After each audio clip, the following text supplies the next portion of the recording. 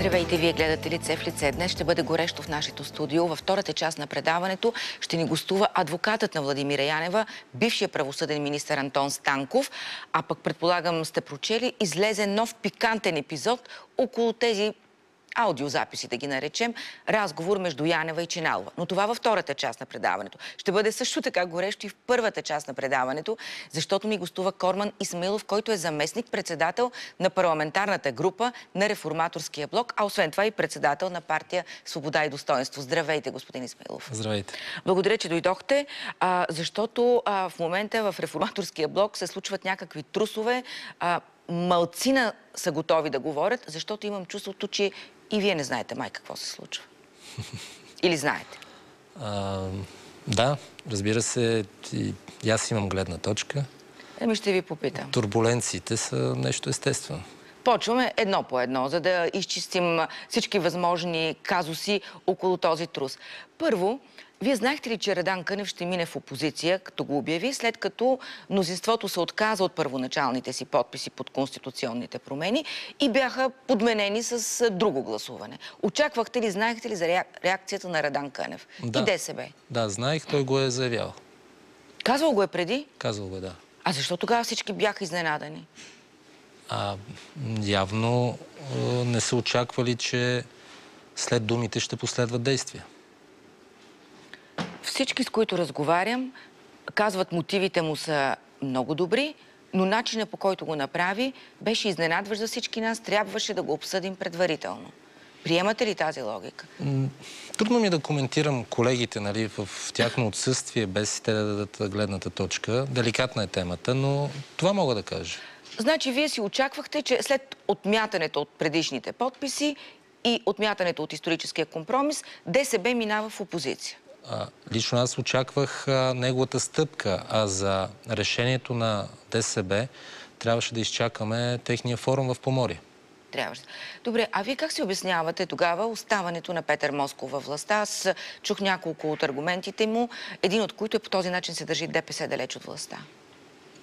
Първо като личен избор и личен поглед за политическа ситуация от камбанарията на един министър.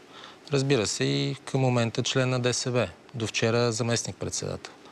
Аз винаги съм мислил и смятам, че един заместник-председателски пост в една уважаваща себе си партия е нещо повече от един министерски пост. Това е моето разбиране. Защото министър се става, мандатът ти е 4 години, докато заместник-председател на една партия, която има много по-дълъг хоризонт и житейски път или развитие, може да си по-дълго и да си по-ефективен. Тоест, вие не приемате така изключително позитивно оставането му? Аз го разбирам. Има неща, които приемам, има неща, които не приемам. Добре.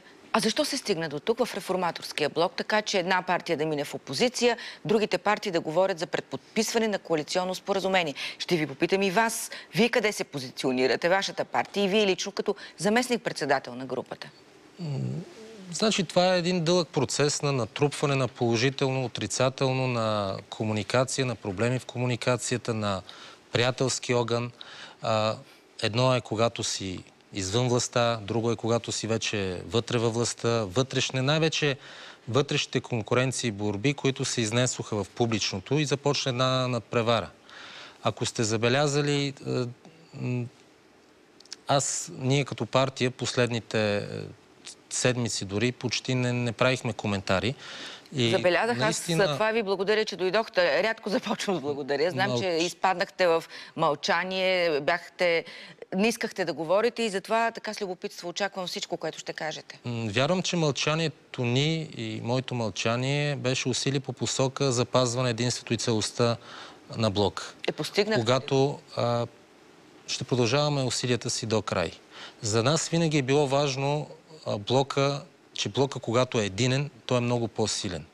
И че отделните партии трябва да допринасят на блока, да вливат в него, отколкото да черпат и да дърпат от него за тяснопартийните си интереси. Точно това се получи, това ескалира, продължава да ескалира и доведе до ситуацията, в която сме днес. Добре, а вие какво ще правите? Сега ще преподписвате ли коалиционно споразумение с ГЕРБ, вашата партия, която е една от тези, които са положили подписа под предишното споразумение? Сега, в момента става въпрос за усилване на акцентите на някои от приоритетите, които са заложени. Това е наше решение като блок. Не става въпрос за преподписване като блок с ГЕРБ. Тук вече става въпрос за... имаме едно преформатиране на парламентарното мнозинство, според нас. И това, което ние в момента ще договорим с ГЕРБ, тъй като само нашите гласове и на ГЕРБ не стигат, в момента имаме една малка правителствена криза, бих казал. Аз това се очудвам. Защото гласуването на нов министър до някъде и е вод на доверие или недоверие към кабинета. Аз това се чудя какво... Извинявайте, ще продължите, но добре, подписвате вие реформаторите и ГЕРБ нещо. Решавате, че ще изстреляте ракета в космоса. Решавате, че ще свършите всичките реформи петилетката за 2 години. Ма като нямате мнозинство, като АБВ има винаги алтернативни мнения, като патриотите също много често са алтернативни, а сега са и раздвоени. Виждате и за Екатерина Захариева. ВМРО е за, Валери Симеонов ще се въздържи, макар че го усещам, че е против. Тоест, какво значение има, вие какво ще подпишете? Ето това са фактори, които са външни, които до някъде катализират и процесите в реформаторския блок. Защото има конкурентни партии на реформаторския блок, които отвън или отвътре в правителството имат апетити за власт. Бяхме свидетели на много тежки и брутални атаки, които продължават към реформаторския блок и негови представители в изпълнителната власт. Но от кого? Това ако щете, от пеевските медии, от ДПС, от БСП, понякога и от Патриотичния фронт, в това число и от ГЕРБ. При тази сложна конструкция и когато зависи, както премиера в момента говори за стабилността на кабинета, на държавата и така нататък, трябва при положение, че от 23 една група от народни представители до вчера, подкрепящи кабинета, отиват в опозиция и то към момента не е ясно точно колко, трябва да се гарантира едно стабилно парламентарно мнозинство. И сега в резултат на нашите преговори с ГЕРБ, ако постигнем съгласие по този документ, трябва да получи подкрепата от страни на Патриотичния фронт. В момента и не знам при тях каква е ситуацията, и при тях има криза и разделение. При тях е криза. От друга страна, фактора АБВ, който участва пряко в изпълнителната власт.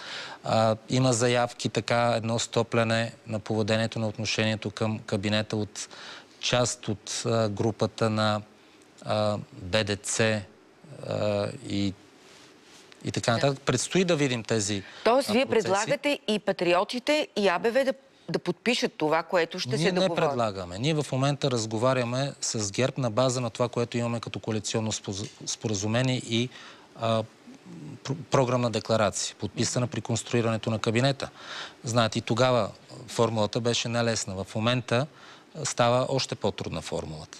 Така че в идните дни предстои да се избистри, да се изчисти тази формула, тези приоритети, но за мен важното е, че след 1 година управление трябваше да се направи много детайлен анализ и оценка по сектори и по министерства на постигнатото и непостигнатото. И след това вече да се седне. Но тази криза малко сгъсти графика и повиши напрежението. Както вътре в реформаторския блок, така и между ГЕРБ и реформаторския. А вие къде стоите? По-близо до опозиционната роля на Радан Кънев или по-скоро до подкрепящата кабинета роля, да речем, на около Движение България на гражданите, около... Ние стоим на позициите си на подписаното съюзно споразумение между партиите от реформаторския блок, че трябва да запазим неговата цялост, вярвайки, че колкото е по-цял и единен, толкова е по-силен. В момента имаме проблем с тази единност и цялост на този И затова вина носи ДСБ? Вини носят и ДБГ, и СДС. Сигурно и в нас има отговорност и вина заради едно или друго наше решение. Но за нас това е приоритет и това е важно. Ако допуснем разпада изцяло разтурването на реформаторския блок, ако разтурим парламентарната група, ако започне още по-силно изостряне на до вчера приятелския, утре не знам какъв ще бъде огън между партиите вътре в реформаторския блок, това освобождава все повече властово пространство за навлизане на други външни фактори, за повишаване на тяхната тежест и роля. Имам предвид на Патриотичния фронт, имам предвид на фактори по-така насипни в лицето на БДЦ. Разбира се, ако щете, и тежестта на ДПС се увеличава. Вие как ще гласувате за Екатерина Захариева като министър на правосъдието? Ще я подкрепите ли? Преди няколко часа имахме среща, парламентарната група с нея. Аз съм с убеждението, че над нея трябва да й се даде достатъчно тласък, гръб и воля, за да продължи започнатото. Защото... Тоест ще я подкрепите? Да. Ще гласувате за. Сега, защо вие гласувахте вчера при третото, последно гласуване на Конституцията, пък с въздържал се? Вече човек трябва да се вглежда във всяко гласуване на човек от реформаторския блок, за да разбере някакъв знак. Сега така и така сте тук. Кажете, вместо да се чудим, защо се въздържахте? Значи ние постигнахме немалко. Въобще, отваряйки тази тема, ролята на министър Христо Иванов също, на Радан, на колегите от блока, защото влизайки още в самото начало в преговорите с ГЕРБ при съставянето на коалицията, ние бяхме дигнали много високо летвата и точно в частта съдебна реформа и конституция. Ние говорихме за кратък Борисов мандат. ви каза, няма конституция. Конституцията ви било бонус. Говорили сте си за съдебна реформа. Значи, това сега каквото сте постигнали толкова. Ние на масата на преговорите поставихме кратък мандат, Велико народно събрание, нова конституция. Това беше в началото. Тогава направихме съответните компромиси. Във времето, но без да е разписано в програмната ни декларация, ние успяхме да задвижим процедурата на конституционни промени. Не малко се постигна. Да, квотите за нас бяха изключително важни и моето гласуване аз го възприемам като последователност в линията ми и вярвам, че новата министърка вече е на ниво Закона за съдебната власт, процесуалните закони. Ако тя успее да направи наистина да събере враждуващите страни на по-експертно професионално ниво, да се потърси максимално широк консенсус. И ако постигнатото този консенсус пак реферира обратно към Конституцията, да отидем към нови промени в Конституцията. Искате да се върнете отново на нови промени в Конституцията? Да, разбира се, Конституцията не е свещена крава. Очакванията, най-вече като резултати в тази много сериозна проблемна сфера, са много високи. И лично аз и казах, че ние ще имаме към нея наистина високи очаквания. Този кредит, който даваме, много бързо може да се изчерпи. И тя е наясно с това. Тоест само представителите на ДСБ ще гласуват против? Или въздържали се, или кой, както там? Не мога да кажа. Утре ще стане ясно. Утре ще стане ясно. Но очаквате, че тя ще събере мнозинство. Ще гласуваме наистина по съвест и убеждение. Добре, според вас говорите за приятелски огън в реформаторския блок. Гласувате различно. Един в опозиция, един във властта. Един ще подкрепи спасяването от правителствена криза, друг ще гласува. Между кого и кого е битката при вас? Кажете между кого и кого е. Аз не съм ви забелязала в някаква битка, освен да сте някакво голямо задкулисие, незабележимо, но не вярвам. Не, напротив, реформаторския блок е много прозрачен, много отворен. Той е като една мрежа. Граждански съвет, партии, независими народни представители от Но между кого и кого е най-голямата вражда? Сега това е малко, как да кажа, изнасяне на информация от кухнята. Не се чувствам коректно наистина да ги коментирам тези неща, но те са видни. Те са видни от престрелките в медиите. Те са видни от диалога и отношенията в парламента. И точно там са проблемите. За съжаление, някои не успяхме да се консолидираме около по-големите, по-важните неща. Не успяхме да изработиме трайна формула, която като стъпки да ни води към разширяване, въпреки че имаше много големи очаквания към реформаторския блок за неговото развитие, за това той да успее да промени много неща. Битката за какво е, господин Исмаилов? кой да е лидер на реформаторския блок. Аз имам усещането, че има една про-герб линия, една, как да кажа, по-самостоятелна линия в някои от партиите на реформаторския блок. Чувам сега ваши министри, излъчени от реформаторския блок, които да казват, аз ще питам Борисов, ако ме харесва да остана, значи, все пак ти си излъчен от реформаторския блок. Изведнъж се оказваш зависим от лидера на другата партия. Ето, това е много шантава работа, това, че реформаторския блок не е партия от типа на ДПС, която е изградена по модел на БКП, не е ГЕРБ, която повече прилича, да кажем, на ДПС. Това е една такава структура, която много се влияе от позицията на нейните членове симпатизанти и по същия начин от нейните противници и врагове. И до някъде това са и плюсове, но когато има тези вътрешни турбулентни процеси, влизаш в рискова ситуация. Благодаря ви за този разговор.